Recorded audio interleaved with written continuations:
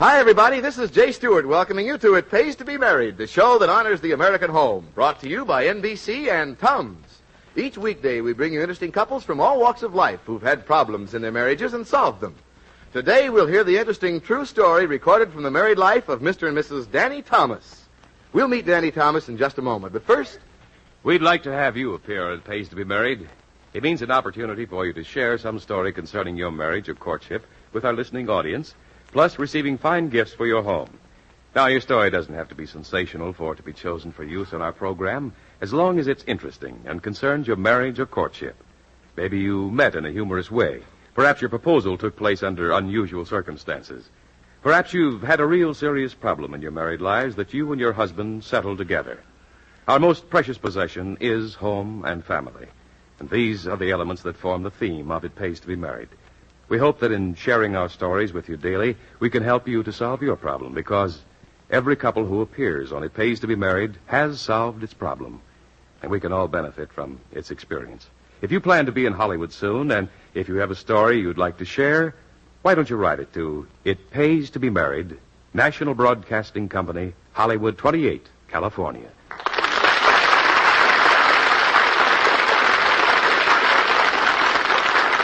Folks, today we're departing a bit from our usual procedure on It Pays to Be Married. We're going to present a story today, the story of Danny Thomas. The story tells us how faith from the most old beginnings to become a star of show business. Today is star of the show, Make Room for by Millions. And here is our special guest, Danny Thomas.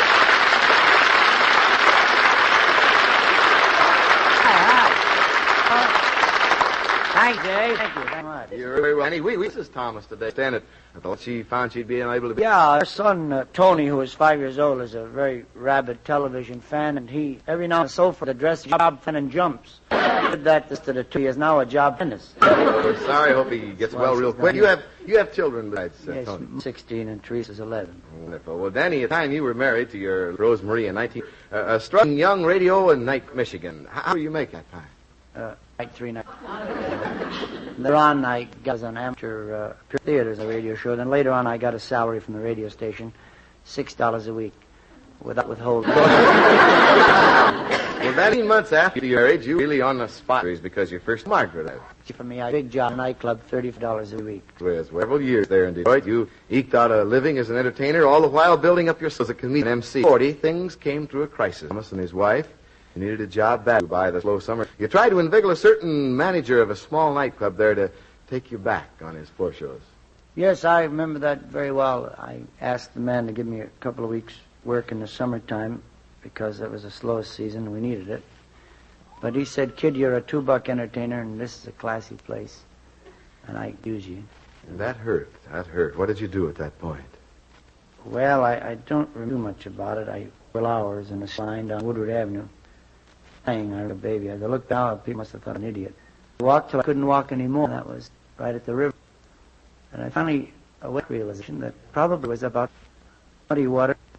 Believe it or not, the murk I saw and ran back home to her. And I told her that I didn't get the job and what had happened. And she said, "Look, we can both work, and it doesn't have to be show business. You get a job in a grocery store or something, we can be happy." Well, Danny, the very next day came a turning point in your career that changed the whole course of events for you and your missus and gave your life a new meaning. We're anxious to hear about it, Danny, and we'll return to our story in just a moment. But first... Our religious institutions are strongholds of the American way of life. Our country was founded by men who had faith in God and who were willing to endure hardship and sacrifice for the sake of that faith.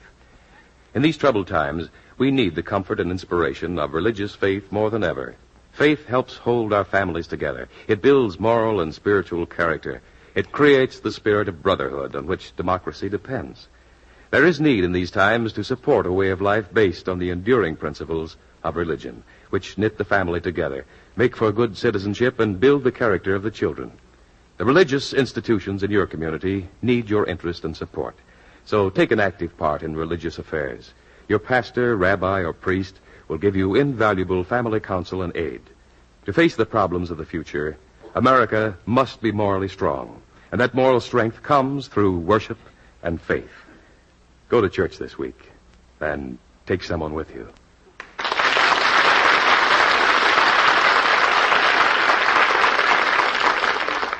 Danny Thomas, the next day after the rebuff from the manager of that nightclub and your experience at the river, you just about decided to quit show business, but through a very dear friend, you were led to a certain church in Detroit. Could you tell us what happened there?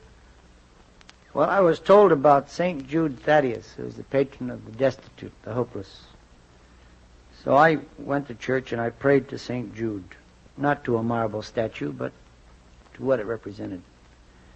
And I didn't really pray to be a great entertainer or to be wealthy or anything else. I actually went there for guidance. I prayed to know whether or not I belonged in show business. And if I didn't belong, to be given some kind of a sign so I'd get out right away. But if I did belong, I had to make good in a big way. And for making good in a big way, I would show my gratitude by paying off with a shrine to St. Jude Thaddeus. A shrine I was going to build. I had $1.16 in my pocket. Well, Danny, perhaps your prayers were answered in a way in a very few days because you were led to try your luck in show business in Chicago. And before your first performance in this nightclub, the 5100 Club, you were sort of on trial, weren't you? I didn't know it, but the boss, just before I went on, he said, "Okay, kid, go up there. You better be funny, because your agent told me if I don't like you, I can pay you $7 and send you home." Well, luckily he didn't send you home. Instead, you sent for your wife to join you in Chicago because you were an immediate hit. And your sparkling humor, your personality made this nightclub famous. Your wife was pleased to hear about your success when you wrote her, wasn't she? She certainly was. She was, however, a little bit unhappy that I changed my name. And she asked me if I thought I was doing the right thing. And she said, "But good luck to you, darling. It's great that you finally succeeded. And P.S., I borrowed $4 for the groceries. Please send same." Well, Danny, soon after a few months at the 5100 Club, you didn't have to worry about groceries anymore. This engagement stretched into 2 years, and you were finally offered a partnership in the business. But you turned it down. Why was that, Danny? I don't know. I went to church to thank God for all the wonderful things that had happened, for the good job, for the security, and for our new child, Teresa. So I couldn't build a shrine working at the 5100 Club. I had to go on to bigger things. Well, you decided that someday that shrine would be a hospital, a St. Jude hospital that would be open to the needy of all faiths and of all racial extractions. What made you think in terms of a hospital, Danny? Well, at first, the St. Jude shrine to me was going to be a spiritual edifice, a chapel, where people could come to pray for aid. But after seeing and reading about the sick and needy of our own country, and believe me, we've got a lot of them, I thought a hospital would be even a greater shrine to St. Jude. And then, too, it would have a spiritual aspect insofar as it adheres to the commandment, "Thou shalt love thy neighbor as thyself." Well, to reach a position of prominence in show business which would enable you to devote your life to such a worthy cause was not too easy a row to hoe, was it? Certainly wasn't.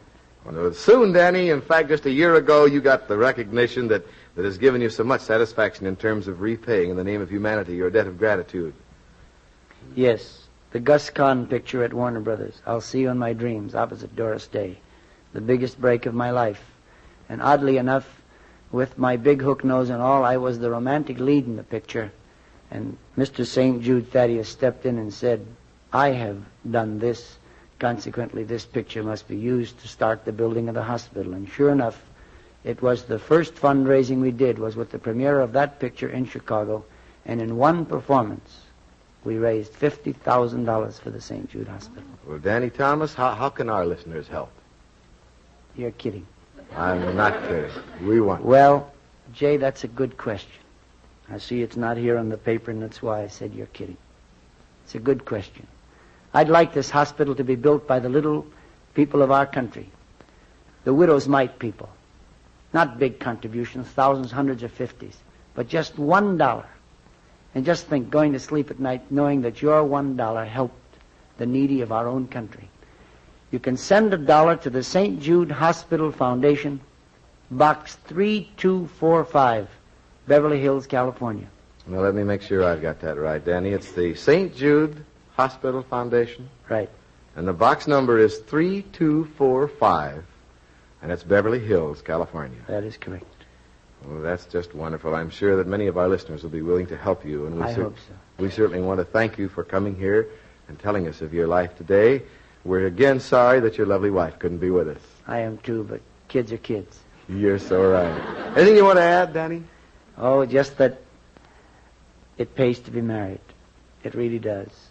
Because I know that traveling around the country and around the world, the many months out of every year that I've had to be away from home, if I didn't honestly and sincerely know and believe in my heart that I have a wife who is as true as the heavens are true, who is a great mother and a great sweetheart, a confidant, a counselor, a buddy and a pal, and every other remark that you can think of that the intelligentsia will label corny, I assure you, my friend, that I could never, ever have gotten to where the good Lord has decided I should be. I'm grateful to my wife, and I love her as much as God reigns reign.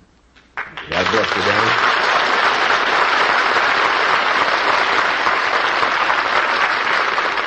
Danny, we'd like to do our part, as small as it may be, a couple of gifts towards your wonderful project when it is realized, as I'm sure it will be in the very near future. Sort of a memento to your visit to It Pays to Be Married for the nurses' home of the St. Jude Memorial Hospital to be, we'd like you to have a new Amana freezer with the amazing store-more door that holds over 80 pounds of food. The Amana has 12 cubic feet of storage space. And also, for the kitchen of the nurses' home, here's a big, beautiful Tappan gas range. Has the exclusive chrome-lined oven that gives cooking and baking at its best. Good foods just happen when you're cooking on your Tappan. Danny Thomas, yours is truly an inspiring story. May success and good fortune attend you in your career and in your wonderful project.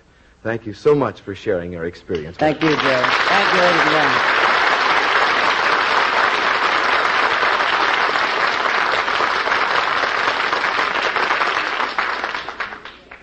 This is Don Wilson for Tums.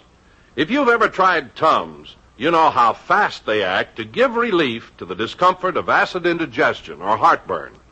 If you've never tried Tums, try them the next time acid indigestion strikes. See what I mean when I say Tums give don't wait relief. There's no waiting for bottles, glasses, spoons, or water. You take Tums then and there, wherever you are, and you don't wait for relief. Tums really act fast. Yet there's no worry about acid rebound or over-alkalizing. That's because Tums contain a gentle form of calcium that acts as a scientific buffer. Tums stop working automatically the instant excess stomach acid is neutralized. So do as millions do. Always carry economical Tums in pocket or purse. 10 cents a roll. Tomorrow at this same time, we'll again bring you interesting couples from all walks of life, telling you the true stories recorded from their married lives. After telling their stories, they'll have an opportunity to win our Family Fortune jackpot, which contains from the looms of Mohawk a luxurious cameo-carved Chevy Chase carpet, Mohawk's most recent patented weave of virgin wool. Also, there's a big, beautiful Tappan gas range, and there's $250 in cash. It Pays to Be Married was brought to you today by NBC and Tums. Until tomorrow, this is Jay Stewart reminding you that it pays to be married.